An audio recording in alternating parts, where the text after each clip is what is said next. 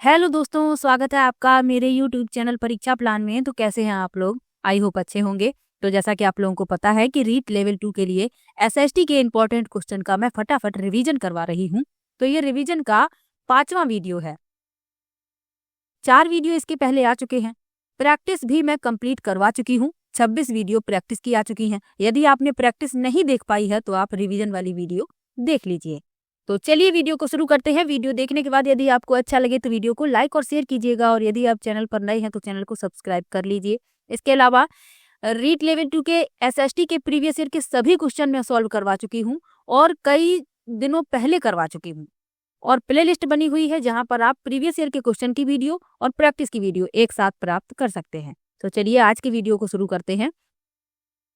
आज के वीडियो में मैंने आधे प्रश्न, यानी कि जितने प्रश्न मैं लेने वाली हूँ उसमें से आधे प्रश्न आपको नए प्रश्न मिलेंगे। यानी 1 से लेकर 20 तक जो क्वेश्चन है वो आपको नए मिलेंगे। ये मैंने प्रैक्टिस में नहीं लिए हैं, और उसके बाद जो क्वेश्चन मैं लूंगी वो सभी मैं प्रैक्टिस में करवा चुकी हूँ। तो आप लोग परेशान मत होइए। अभी आपके क्वेश्चन गलत हो जाते हैं तो अभी कोई भी समस्या नहीं है। अभी आपके पास समय है, आप उन्हें सुधार लेंगे। लेकिन एग्जाम में आपका कोई भी प्रश्न गलत नहीं होना चाहिए, इसीलिए मैं सभी प्रकार के प्रश्नों को करवा दे रही हूँ ताकि एग्जाम में आपका कोई भी प्रश्न गलत ना हो। तो चलिए शुरू करते हैं। पहला प्रश्न दिया गया है, लोक देवता गोगा जी किस शासक के समकालीन थे? पहला विकल्प है महमूद गजनी, दूसरा विकल्प है मोहम्मद गौरी, तीसरा विकल्प है इल्तुतमिश और चौथा विकल्प है अलाउद्दीन खिलजी। तो गोगा जी को जहरवीर गोगा के नाम से भी जाना जाता है। इनका जन्म राजस्थान के चुरू जिले में हुआ था। उन्हें योद्धा, नायक, संत, नाग देवता के रूप में भी पूजा जाता है। अब पूछा गया है कि लोक देवता गोगा जी किस शासक के समकालीन थे? तो ये महमूद गजनी, और इसे ही महमूद गजनवी कहते हैं, कंफ्यूज मत होइएगा। ए विकल्प इसमें सही हो जाएगा, महमूद गजनवी या महमूद गजनी। ये इसी शासक के समकालीन थे। ए विकल्प इसमें सही है। महमूद गजनबी ने ही सोमनाथ मंदिर पर हमला किया था और लूटपाट की थी, ये भी आपको याद रखना है।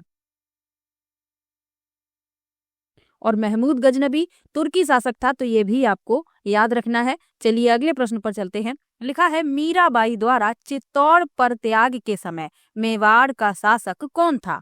पहला विकल्प है अर्जुन सिंह, दूसरा विकल्प है संग्राम सिंह, तीसरा विकल्प है उदय सिंह और चौथा विकल्प है विक्रमादित्य। तो जब मीराबाई ने राज्य छोड़ा तब विक्रमादित्य सिंह चित्तौड़ के शासक थे। डी विकल्प इसमें सही हो जाएगा, विक्रमादित्य सिंह। ये मीराबाई के देवर थे, यानी कि इनके पति के छोटे भाई थे, तो ये भी आपको याद रखना है। और जब मीराबाई ने चित्तौड़ पर त्याग किया उस समय ये मेवाड़ के शासक थे। डी विकल्प इसमें सही हो जाएगा। चलिए अगले प्रश्न पर चलते हैं। किस दुर्ग में जौहर नहीं किया गया? पहला विकल्प है जयगढ़ दुर्ग, दूसरा विकल्प है गागरोन दुर्ग, तीसरा विकल्प है सिवाना दुर्ग और चौथा विकल्प है जालौर दुर्ग।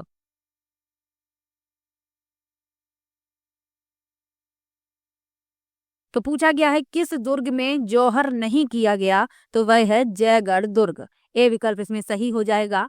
जयगढ़ दुर्ग को आमेर शासक मिर्जा राजा जयसिंह द्वारा निर्मित किया गया था।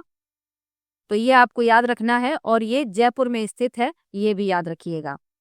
जो गागरोन दुर्ग है, इन सब के बारे में जान लीजिए। गागरोन का जो किला है राजस्थान के झालावाड़ में स्थित है, और इसका निर्माण राजा बिजल देव ने 12वीं शताब्दी में करवाया था। सिवाना दुर्ग जो है, ये सिवाना के प्राचीन किले का निर्माण 10वीं शताब्दी में वीर नारायण परमार ने करवाया था, ये आपको याद रखना है। और जालौर दुर्ग का निर्माण करवाया था प्रतिहार क्षत्रिय वंश के सम्राट नागभट्ट प्रथम ने 8वीं शताब्दी में। तो ये सभी आपको जानकारी होनी चाहिए, और इसमें ए विकल्प सही हो जाएगा। चलिए अगले प्रश्न पर चलते हैं। लिखा है किस चित्रकला शैली में पुरुषों के चेहरों पर चोट व चेचक के दाग प्रदर्शित हैं? पहला विकल्प है बूंदी, दूसरा विकल्प है मेवाड़, तीसरा विकल्प है अलवर और चौथा विकल्प है जयपुर।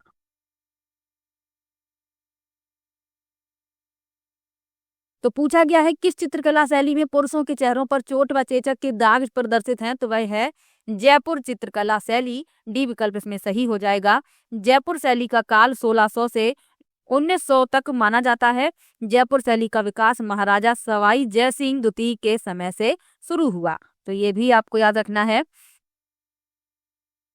अब जो और शैलियां लिखी हुई हैं इनके बारे में जान लीजिए। जो बूंदी शैली है इसके प्रसिद्ध चित्रकार सुरजन अहमद अली, रामलाल आदि हैं। और मेवाड़ शैली, तो ये चित्रकला की प्राचीन शैली मेवाड़ को विकसित करने में महाराणा कुंभा का विशेष योगदान है। और जो अलवर शैली है, तो अलवर शैली राव विनय सिंह के समय इस शैली का स्वर्ण युग माना जाता है, तो ये आपको याद रखना है। और इस शैली को मुगल शैली और जयपुर शैली का मिश्रण माना जा सकता है, अलवर शैली को। तो इन सब के बारे में जानकारी आवश्यक है और इसमें आपका डी विकल्प सही हो जाएगा, जयपुर। चलिए अगले प्रश्न पर चलते हैं। पर्वत सर मेला किस लोक देवता की स्मृति में आयोजित किया जाता है? पहला विकल्प है तेजा जी, दूसरा विकल्प है पाबू जी, तीसरा विकल्प है गोगा जी और चौथा विकल्प है रामदेव जी। तो पर्वत सर मेले का आयोजन लोक देवता तेजा जी की स्मृति में किया जाता है, ए विकल्प इसमें सही हो जाएगा। पर्वत सर मेला राजस्थान के नागौर जिले में हर साल भाद्रपद महीने में शुक्ल पक्ष की 10वीं को आयोजित होने वाला पशु मेला है, तो ये भी आपको याद रखना है। और तेजा जी को वीर तेजा जी के नाम से भी जाना जाता है, ये भी याद रखिएगा।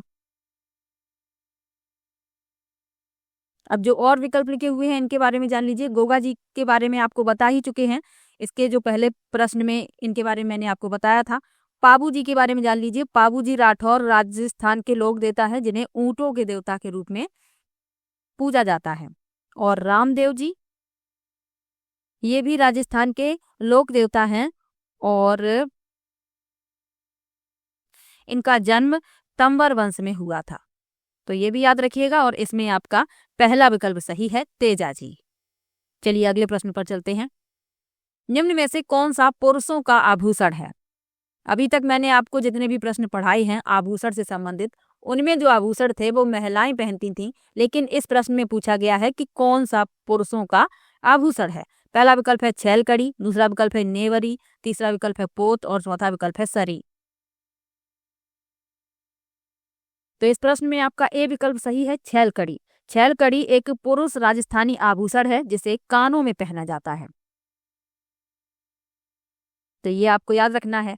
अब जो और आभूषण लिखे हुए हैं इनके बारे में जान लीजिए। नेवरी जो है ये महिलाओं द्वारा पैरों में पहनी जाती है। और पोत और सरी ये महिलाओं द्वारा गले में धारण करने वाला आभूषण है, तो ये भी आपको याद रखना है और इसमें ए विकल्प सही है। चलिए अगले प्रश्न पर चलते हैं। छेड़े कब गाए जाते हैं? पहला विकल्प है शिशु मृत्यु, दूसरा विकल्प है जागरण, तीसरा विकल्प है वधु आगमन और चौथा विकल्प है फसल कटाई। तो छेड़े जो हैं ये शोक गीत हैं और ये तब गाए जाते हैं जब किसी शिशु की मृत्यु हो जाती है, तो ए विकल्प इसमें सही हो जाएगा, शिशु मृत्यु।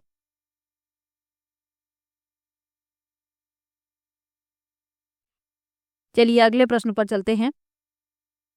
लिखा है राजकुमारी मूमल किस स्थान से संबंधित थीं? पहला विकल्प है कोलायत, दूसरा विकल्प है अर्थुना, तीसरा विकल्प है लोद्रवा और चौथा विकल्प है केलापानी।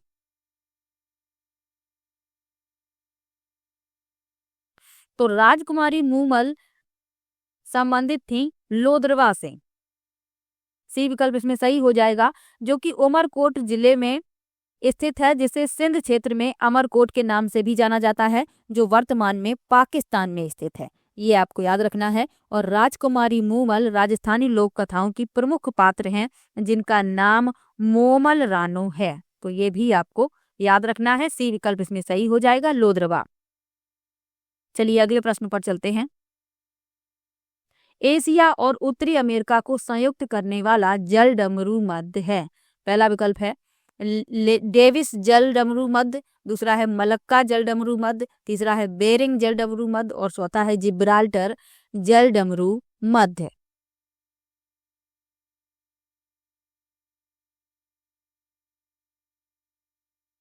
तो पूछा गया है कि एशिया और उत्तरी अमेरिका को जोड़ने वाली जो जल डमरू मध्य है वह कौन सा है, तो वह है बेरिंग जल डमरू मध्य, सी विकल्प इसमें सही हो जाएगा। जो और विकल्प लिखे हुए हैं इनके बारे में जान लीजिए। जो डेविस जल डमरू मध्य है ये कनाडा को ग्रीनलैंड से अलग करता है। डेविस जल डमरू मध्य। जो मलक्का जल डमरू मध्य है मलेशिया और इंडोनेशिया के बीच है। और बेरिंग तो इस प्रश्न का उत्तर ही है। और जिब्राल्टर जल डमरू मध्य अटलांटिक महासागर को भूमध्य सागर से जोड़ता है। तो ये सब आपको याद रखना है और इसमें सी विकल्प सही है, बेरिंग जल डमरू मध्य। चलिए अगले प्रश्न पर चलते हैं। क्षेत्रफल की दृष्टि से कौन सा महाद्वीप ऑस्ट्रेलिया से बड़ा और अंटार्कटिका से छोटा है? पहला विकल्प है दक्षिणी अमेरिका, दूसरा विकल्प है यूरोप, तीसरा विकल्प है उत्तरी अमेरिका और चौथा विकल्प है अफ्रीका। तो प्रश्न में क्या पूछा गया है कि क्षेत्रफल की दृष्टि से कौन सा महाद्वीप ऑस्ट्रेलिया से बड़ा है लेकिन अंटार्कटिका से छोटा है? तो वह है यूरोप महाद्वीप। बी विकल्प इसमें सही हो जाएगा। प्रश्न ये भी पूछा जाता है कि सबसे बड़ा महाद्वीप कौन सा है? तो एशिया महाद्वीप है। सबसे छोटा महाद्वीप कौन सा है? ऑस्ट्रेलिया महाद्वीप है। तो ये सभी प्रश्न पूछे जा चुके हैं, तो ये आपको याद रखने हैं। इसमें थोड़ा घुमाकर पूछा गया है कि क्षेत्रफल की दृष्टि से कौन सा महाद्वीप ऑस्ट्रेलिया से बड़ा और अंटार्कटिका से छोटा है? तो वह है यूरोप। बी विकल्प इसमें सही हो जाएगा। यूरोप जो है एशिया और अफ्रीका के बाद दुनिया का तीसरा सबसे अधिक आबादी वाला महाद्वीप है, तो ये भी याद रखिएगा। चलिए अगले प्रश्न पर चलते हैं। राजस्थान के कौन से भाग में स्टेपी जलवायु पाई जाती है? पहला विकल्प है अरावली के पूर्व में, दूसरा है हाड़ौती एवं भोराट पठार के बीच, तीसरा है अरावली एवं पश्चिमी शुष्क पेटी के बीच और चौथा है दक्षिणी राजस्थान में।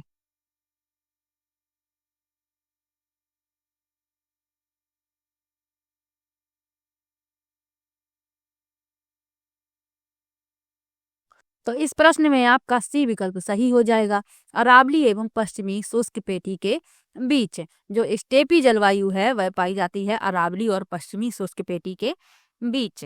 इस क्षेत्र में अपर्याप्त वर्षा के साथ अर्ध शुष्क प्रकार की जलवायु है, यानी कि यहाँ पर जो वर्षा होती है वह अपर्याप्त है।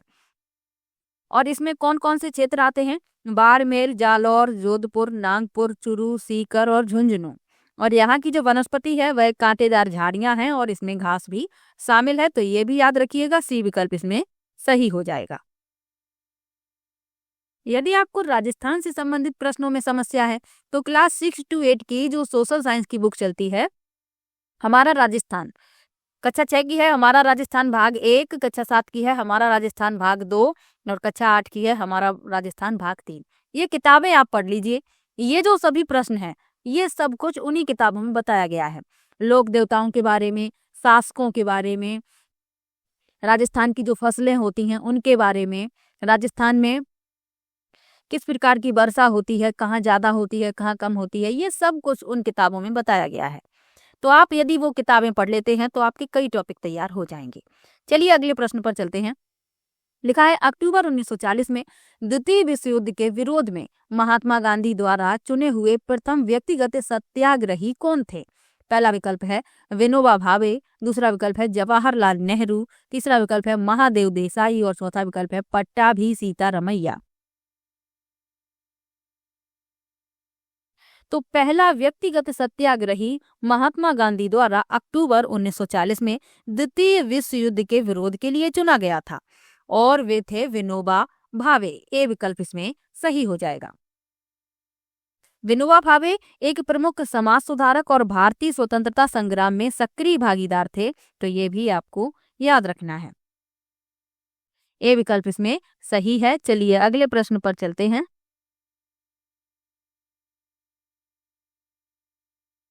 जो और विकल्प लिखे हुए हैं इनके बारे में जान लीजिए। जवाहरलाल नेहरू के बारे में आप लोग जानते ही हैं, स्वतंत्र भारत के पहले प्रधानमंत्री थे। महादेव देसाई एक विद्वान लेखक और भारतीय स्वतंत्रता संग्राम का हिस्सा थे और वे महात्मा गांधी के पहले भारतीय सचिव थे। और पट्टाभी सीतारमैया एक भारतीय स्वतंत्रता कार्यकर्ता और आंध्र प्रदेश के प्रमुख कांग्रेस नेता थे। तो ये सब भी याद रखिएगा। ए विकल्प इसमें सही है। अब चलते हैं अगले प्रश्न पर। लिखा है किस ब्रिटिश प्रधानमंत्री ने भारत शासन अधिनियम 1919 के प्रावधानों के अनुरूप साइमन कमीशन का गठन किया? पहला विकल्प है रैमजे मैकडोनाल्ड, दूसरा विकल्प है नेवेले चैम्बरलैन, तीसरा विकल्प है स्टेनली बाल्डविन और चौथा विकल्प है विंस्टन चर्चिल।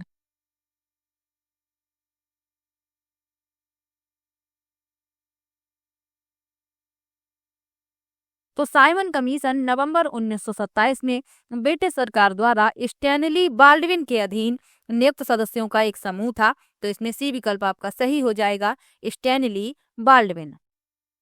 इसका गठन 1919 के भारत सरकार अधिनियम द्वारा स्थापित भारतीय संविधान के कामकाज पर रिपोर्ट करने और सुधारों का सुझाव देने के लिए किया गया था। तो ये भी आपको याद रखना है, इसमें आपका सी विकल्प सही है। चलिए अगले प्रश्न पर चलते हैं। जैन मंदिर की स्थापना का उल्लेख करने वाला प्रतिहार अभिलेख कौन सा है? पहला विकल्प है मंडोर अभिलेख, दूसरा है नाडोल अभिलेख, तीसरा है बिजोलिया शिलालेख और चौथा है गटियाला अभिलेख। तो इस प्रश्न में आपका डी विकल्प सही हो जाएगा, घटियाला अभिलेख। जैन मंदिर की स्थापना का उल्लेख करने वाला प्रतिहार अभिलेख है घटियाला अभिलेख। ये शिलालेख संस्कृत भाषा में है। ये शिलालेख एक जैन मंदिर के पास है और इन्हें माता की साल भी कहा जाता है। और राजस्थान में पहली बार यह अभिलेख सती प्रथा की जानकारी देता है। तो ये भी आपको याद रखना है। अब जो और शिलालेख अभिलेखों के बारे में जान लीजिए, जैसे कि मंडोर अभिलेख। तो यह शिलालेख 685 ईस्वी में मंडौर में स्थित एक कुएं में एक चट्टान पर संस्कृत भाषा में लिखा गया है। नाडौल अभिलेख, इसे 12वीं सदी में बनाया गया था। यह सोमेश्वर मंदिर में स्थापित है। और बिजोलिया शिलालेख राजस्थान के भीलवाड़ा जिले में बिजोलिया नामक स्थान पर पार्श्वनाथ मंदिर के पास एक चट्टान पर संस्कृत भाषा में उत्कीर्ण किया गया था। तो ये भी आपको याद रखना है, इसमें डी विकल्प सही हो जाएगा। चलिए अगले प्रश्न पर चलते हैं। सुल्तान जलालुद्दीन खिलजी के रणथंभौर अभियान के समय वहां का शासक कौन था? पहला विकल्प है गोविंद राज, दूसरा विकल्प है वीर नारायण, तीसरा विकल्प है हमीर और चौथा विकल्प है रतिपाल।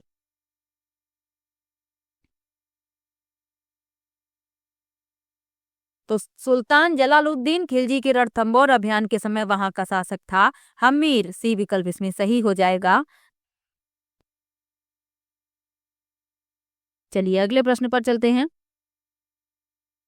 बिजोलिया अभिलेख के अनुसार सांभर झील का निर्माण किसने करवाया? पहला विकल्प है गोविंद राज, दूसरा विकल्प है वासुदेव, तीसरा विकल्प है विग्रह राज और चौथा विकल्प है दुर्लभ राज। तो बिजोलिया अभिलेख के अनुसार सांभर झील का निर्माण करवाया वासुदेव ने। बी विकल्प इसमें सही हो जाएगा। चलिए अगले प्रश्न पर चलते हैं। अकबर के संरक्षण में मान सिंह द्वारा अपना प्रथम सैन्य अभियान किसके विरुद्ध किया गया था? पहला विकल्प है सुरजनहाड़ा, दूसरा विकल्प है महाराणा प्रताप, तीसरा विकल्प है केदार राय और चौथा विकल्प है रामचंद्र देव।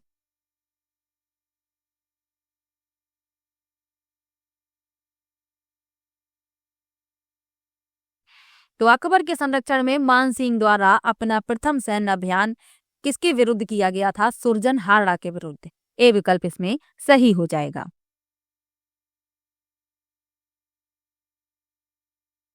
चलिए अगले प्रश्न पर चलते हैं। लिखा है डाबड़ा कांड किस क्षेत्र के किसानों से संबंधित है? पहला विकल्प है नागौर, दूसरा विकल्प है भरतपुर, तीसरा विकल्प है सीकर, चौथा विकल्प है जोधपुर। किसान आंदोलनों के बारे में मैंने आपको क्लास 7th वाली बुक में पढ़ाया है। यदि आपने वीडियो देखी है तो आपको जरूर पता होगा।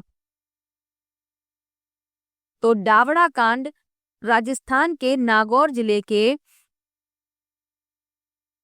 किसानों से संबंधित है। तो इसमें आपका ए विकल्प सही हो जाएगा। डावड़ा कांड नागौर क्षेत्र के किसानों से संबंधित है। ए विकल्प इसमें सही है। चलिए अगले प्रश्न पर चलते हैं। मेवाड़ प्रजामंडल के प्रथम अधिवेशन का अध्यक्ष कौन था? पहला विकल्प है माणिक लाल वर्मा, दूसरा विकल्प है बलवंत सिंह मेहता, तीसरा विकल्प है रमेश चंद्र व्यास और चौथा है मोहन लाल सुखाड़िया।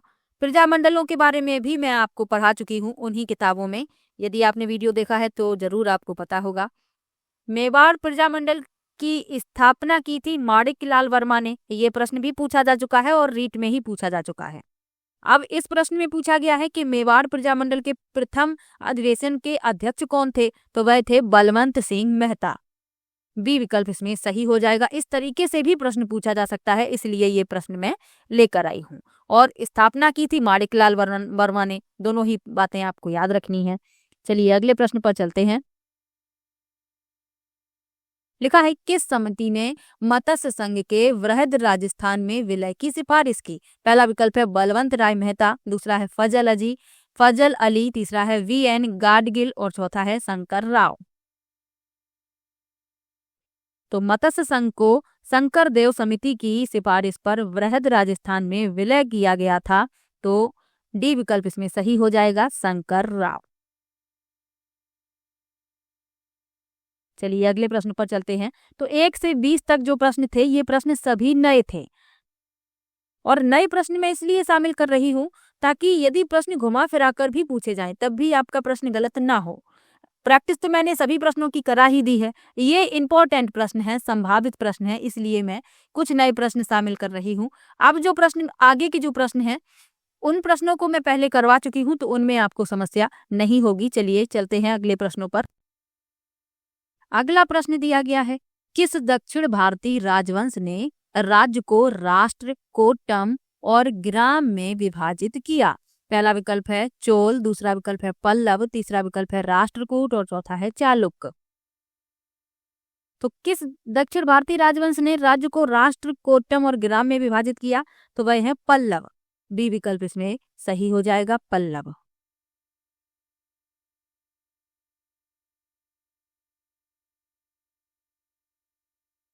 चलिए अगले प्रश्न पर चलते हैं। अगला प्रश्न दिया गया है किस राजवंश के शासनकाल में कन्हेरी विश्वविद्यालय लोकप्रिय हुआ? पहला विकल्प है राष्ट्रकूट, पहला विकल्प है चोल, दूसरा विकल्प है पल्लव, तीसरा विकल्प है राष्ट्रकूट और चौथा विकल्प है चालुक्य। तो इस प्रश्न में आपका सी विकल्प सही हो जाएगा, राष्ट्रकूट। राष्ट्रकूट वंश में महाराष्ट्र के मुंबई में स्थित कन्हेरी का बुद्ध विहार शिक्षा का प्रसिद्ध केंद्र था और 10वीं शताब्दी में कन्हेरी एक विश्वविद्यालय बना और राष्ट्रकूट वंश के शासनकाल में ही कन्हेरी विश्वविद्यालय लोकप्रिय हुआ। तो सी विकल्प इसमें सही हो जाएगा। चलिए अगले प्रश्न पर चलते हैं।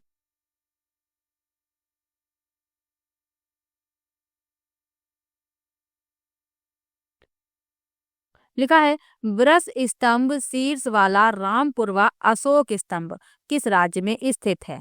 पहला विकल्प है बिहार, दूसरा विकल्प है बंगाल, तीसरा विकल्प है असम और चौथा विकल्प है उत्तर प्रदेश।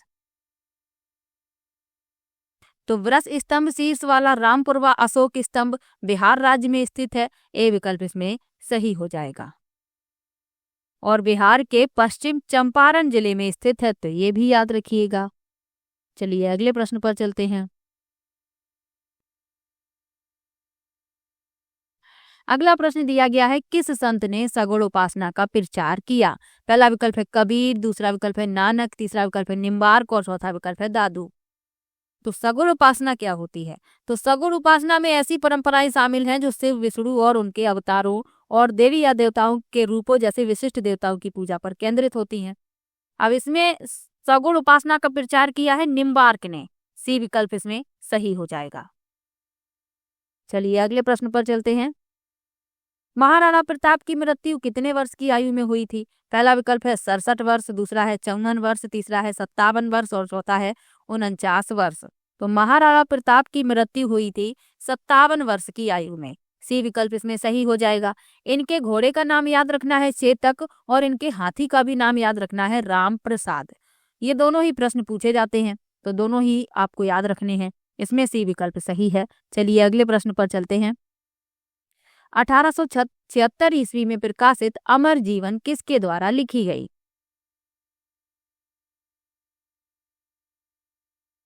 पहला विकल्प है राज सुंदरी देवी, दूसरा विकल्प है कैलाश बासनी देवी, तीसरा है रुकैया सखावत और चौथा है पंडिता रमाबाई। तो अमर जीवन यह राज सुंदरी देवी की आत्मकथा है और यह 1876 में प्रकाशित हुई थी। तो इसमें आपका ये विकल्प सही हो जाएगा और इसकी जो भाषा है यह बांग्ला है और यह बंगाली भाषा में प्रकाशित पहली पूर्ण आत्मकथा है, तो ये भी आपको याद रखना है। और राज सुंदरी देवी पहली भारतीय महिला थी जिन्होंने अपनी आत्मकथा लिखी थी, तो ये भी याद रखिएगा। चलिए अगले प्रश्न पर चलते हैं। भारत का संविधान किसके द्वारा अपनाया गया था? पहला विकल्प है संविधान सभा, दूसरा है संसद, तीसरा है लोकसभा, चौथा है राज्यसभा। तो भारत का संविधान संविधान सभा द्वारा अपनाया गया, ए विकल्प इसमें सही हो जाएगा। कब अपनाया गया? तो 26 नवंबर 1949 को। लागू कब किया गया? 26 जनवरी 1950 को। डॉक्टर बी आर अम्बेडकर को भारतीय संविधान के जनक के रूप में भी जाना जाता है, तो ये भी आपको याद रखना है, ए विकल्प इसमें सही है। चलिए अगले प्रश्न पर चलते हैं। अगला प्रश्न दिया गया है, भारत के संविधान के किस भाग में सेकुलर शब्द बाद में जोड़ा गया था? पहला विकल्प है मौलिक अधिकार, दूसरा है नीति निर्देशक सिद्धांत, तीसरा है प्रस्तावना और चौथा है यह है सभी। तो भारत के संविधान में सेकुलर शब्द बाद में जोड़ा गया था, और कहाँ जोड़ा गया था? प्रस्तावना में। सी विकल्प इसमें सही हो जाएगा। अगला प्रश्न दिया गया है,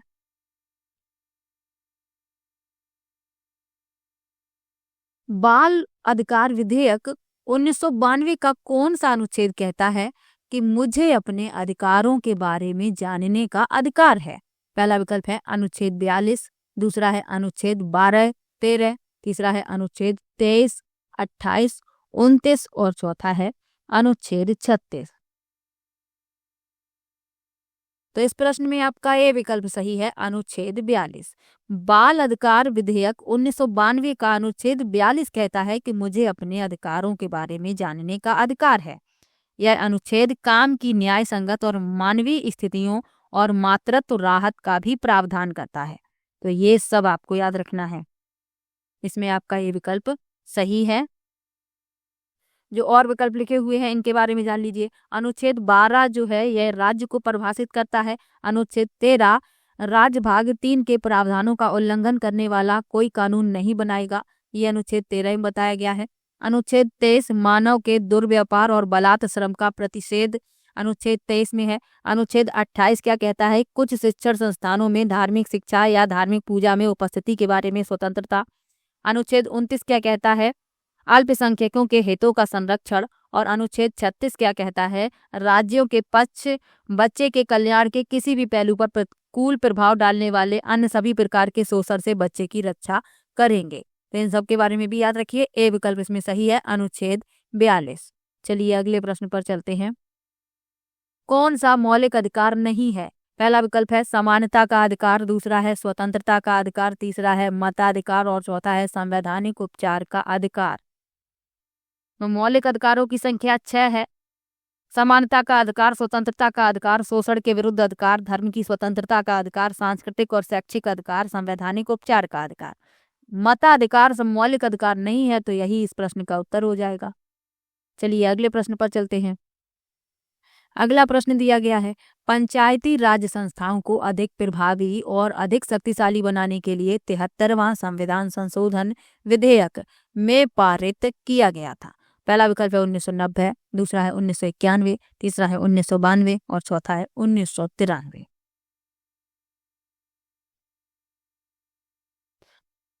तो दिसंबर 1992 में संसद द्वारा 73वें संविधान संशोधन पारित किए गए। इन संशोधनों के माध्यम से ग्रामीण और शहरी भारत में स्थानीय स्वशासन की शुरुआत हुई। तो आपका सी विकल्प सही हो जाएगा, 1992। चलिए अगले प्रश्न पर चलते हैं। राजस्थान में नगर निगम के प्रमुख को क्या कहा जाता है? पहला विकल्प है राष्ट्रपति, दूसरा विकल्प है महापौर, तीसरा विकल्प है अध्यक्ष और चौथा है नगर प्रधान। तो राजस्थान में नगर निगम के प्रमुख को महापौर कहा जाता है, बी विकल्प इसमें सही हो जाएगा। चलिए अगले प्रश्न पर चलते हैं। राजस्थान की विधानसभा में कुल कितने सदस्य हैं? पहला विकल्प है 200, दूसरा विकल्प है 180, तीसरा है 160 और चौथा है 210। तो राजस्थान की विधानसभा में कुल सदस्यों की संख्या है 200, ए विकल्प इसमें सही हो जाएगा। चलिए अगले प्रश्न पर चलते हैं। मेरियाना गर्त किस महासागर में स्थित है? पहला विकल्प है हिंद महासागर, दूसरा है प्रशांत महासागर, तीसरा है अटलांटिक महासागर और चौथा है आर्कटिक महासागर।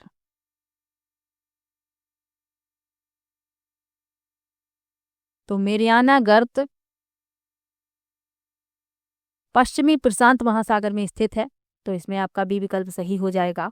और मेरियाना गर्त पृथ्वी का सबसे गहरा स्थान है, तो ये भी याद रखिएगा, बी विकल्प इसमें सही है, प्रशांत महासागर।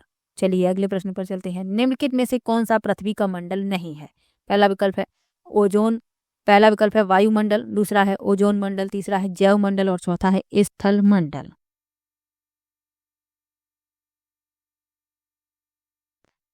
तो पृथ्वी का मंडल ओजोन मंडल नहीं है, बी विकल्प इसमें सही हो जाएगा। ओजोन की जो परत है यह समताप मंडल में पाई जाती है, तो ये आपको याद रखना है।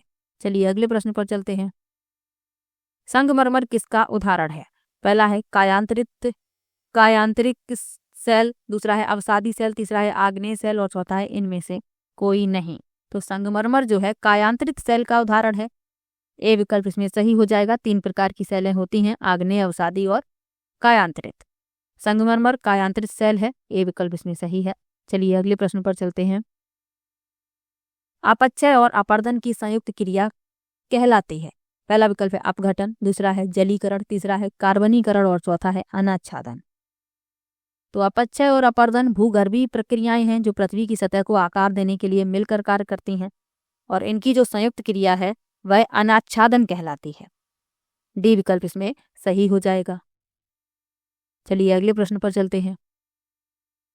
कौन सा धात्विक खनिज नहीं है? धात्विक और अधात्विक खनिज के बारे में मैंने आपको पढ़ाया है, तो आपको पता होगा।